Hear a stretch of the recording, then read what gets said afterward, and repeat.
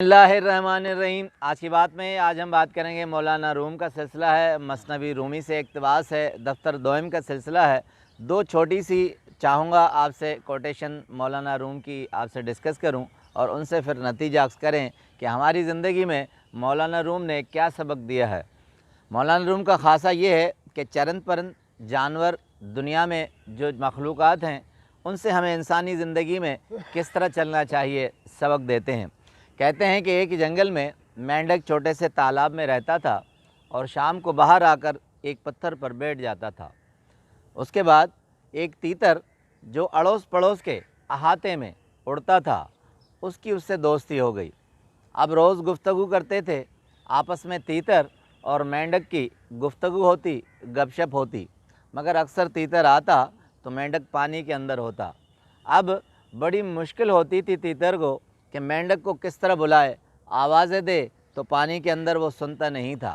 तो एक दिन जब वो शाम को पत्थर पर बैठा था तो तीतर ने कहा कि मैं जब आता हूँ तो तुमसे मिलने के लिए मुझे बहुत दुश्वारी होती है, तुम पानी के अंदर होते हो, आवाज़ें सुनते नहीं हो।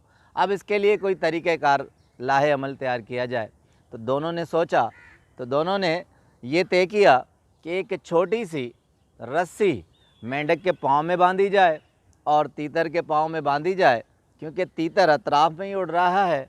वो जब भी शाम को आएगा या जिस वक्त भी मिलना चाहेगा तो वो उस रस्सी को तीतर हवा में ऊपर जाकर खींचेगा, तो मेंढक को जो खींच आएगी उससे मेंढक समझ जाएगा और वो बाहर निकल आएगा।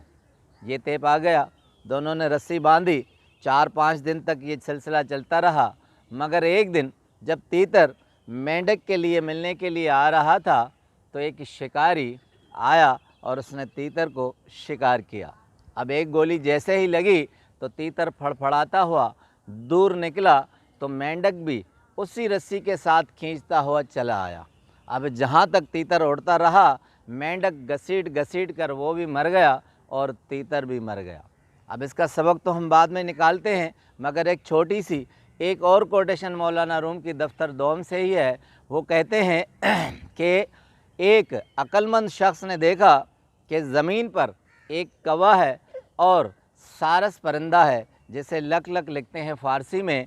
कहते हैं कि दोनों को उस अक्लमंद शख्स ने देखा तो हैरान रह गया कि एक कौवा हवा में उड़ने वाला परिंदा और नीचे ये सारस परिंदा जो नीचे ही रहता है, दोनों की आपस में किस तरह दोस्ती हो गई है। आखिर इनमें क्या कदर मुश्तरक चीज़ है कि उन्होंने दोस्ती कर ली है। बहुत मेहनत के बाद उसे पता चला कि कौवा और सारस परिंदा दोनों लंगड़े हैं। तो उसे ये मालूम हुआ कि दोनों की मुश्तरका जो दोस्ती है वो किसी सबब के तहत है। अब आते हैं इस नतीजे पर कि मौलाना रूम क्या कहना चाह रहे हैं। मौलाना रूम कहते हैं कि अगर आप कभी भी बेजोड़ दोस्ती रखेंगे तो आपका हशर ये होगा कि मरना तीतर को होगा तो उसके साथ पानी का जानवर मेंढक भी मर जाएगा।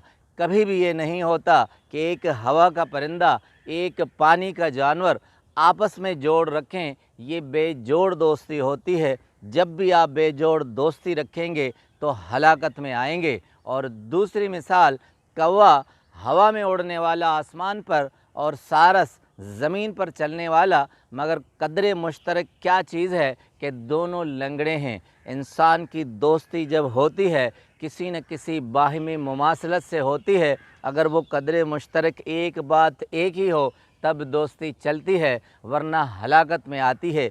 एक ख़ूबसूरत जुमला मौलाना साहब कहते हैं कि अगर गंदगी का कीड़ा बाग में चला जाए और वहाँ से भागे तो बाग की खूबी है, गंदे कीड़े की नहीं है। अगर बुरा आदमी भलों में चले जाए तो भले आदमियों के लिए नुकसान है, बुरों के लिए नहीं। आपका बहुत बहुत शुक्रिया।